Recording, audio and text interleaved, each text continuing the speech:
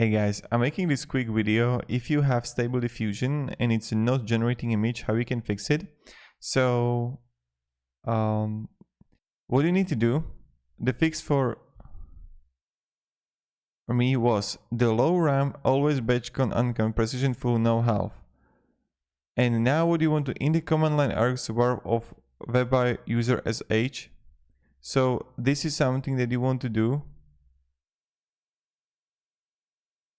And this is like what you want to do. Like, I'm going to be honest, I'm just looking for a solution for the problems, but I got no idea what this guy wrote here. Maybe you're gonna say like this video was completely useless, but maybe you're gonna know what to do. But I just read it for you, and I'm like, I got no idea, man. I don't know. But I just hope you know what it means, and it's going to help fix the issue for you. So the low RAM, always batch count, uncount, precision full, no half. I don't know if this is some kind of like secret code or something. So I will also paste it down below in the description and hope it's going to help you.